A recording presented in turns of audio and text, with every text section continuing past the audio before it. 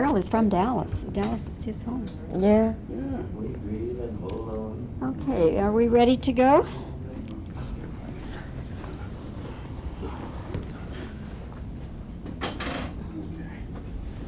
Yeah, we're rolling. Okay. Miss Martin, you did this on Broadway in the mid-'60s.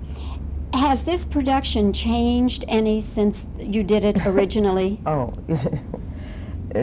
well, not exactly. It's some of the this is the 5th time I've done this play.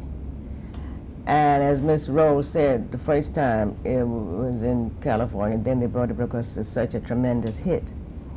And we have one of the same members as Juanita Moore. But other than that, the play is still the same. As she said, it's a classic, and I enjoy doing it. Really do. I mean, it's a tragic comedy. It's a comedy, tragic comedy, and there are a lot of lovely lines in that I get a kick out of, you know. So no, it hasn't changed. It's still the same play. And you've always done the same role? No, I originally did Sister Boxer.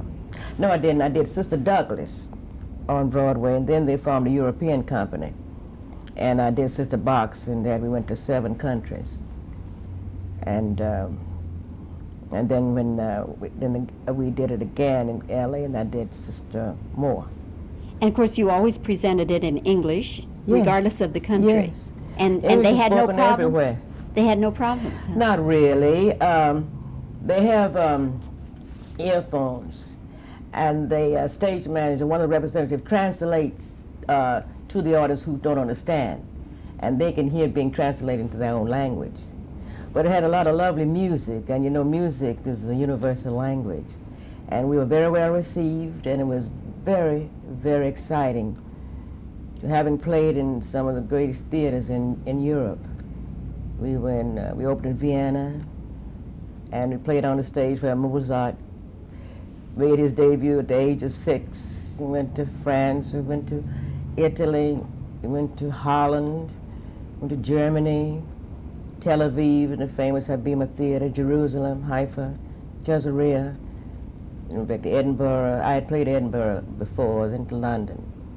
And it was very well received. I mean, very well received. They understood what it was. Which year was that? That was in '65. Why do you think that television can attract these big audiences for all black shows, Jefferson's, and of course now Bill Cosby, and your Room 227 is doing all right, isn't Yes, it? Yes, yes. and you're picked up for next year. So television can get the crossover audience and the mass audience, but the theater has a tougher time trying to get this crossover audience. Well, Ms. Rowe really explained it very well. Do you have anything to add to that? Television, you're able to get millions of people because other people watch television.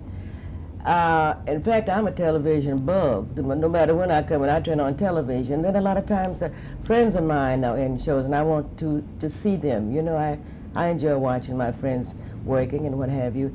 But television does draw in a larger audience than the stage would because of the expense of theater.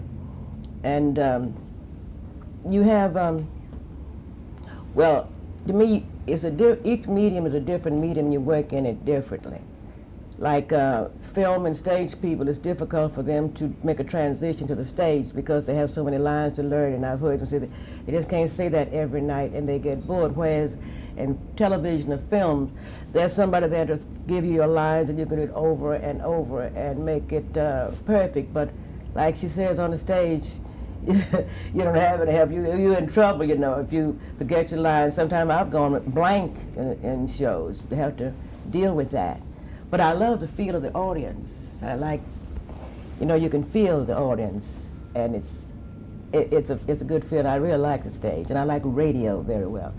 Radio, you have a chance to work with your voice and play different voices. I really like radio.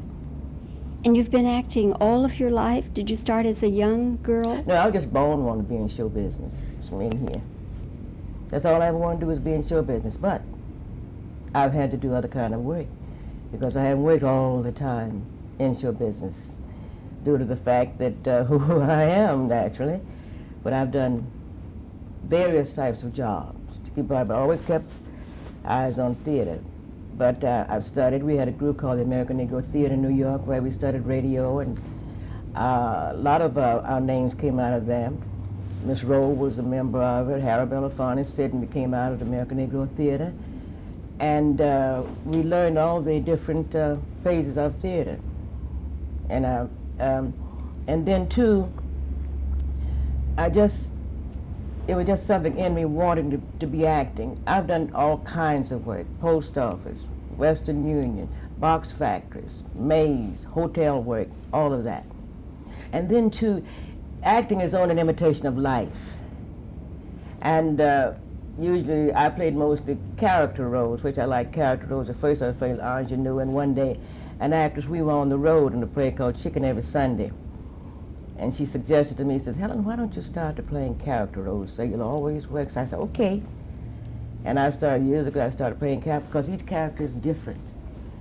And I'm a people watcher. I watch people. Then I know people that, just like this role I play, there's a lady I know reminds me so much, Sister Moore. I can just see her, you know. And you observe people like that. So that's how it is. Okay. All right. And 3, 2, roll. Is this Dallas production much different from the one you did on Broadway in the mid-60s?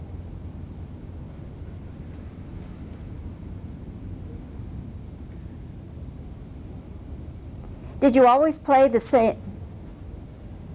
Did you always play Sister Moore?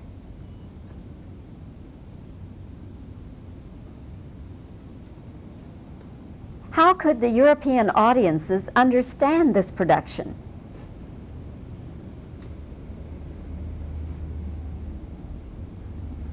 Okay. All right. I'll just do reactions now. Do me a favor, do your Yeah. first question again. Oh, okay. All right. Camo. What was the? Has it changed much? Has Is it that? changed Yeah. much? Okay. Has the play changed much for this Dallas production from the way you did it on Broadway in the mid-60s?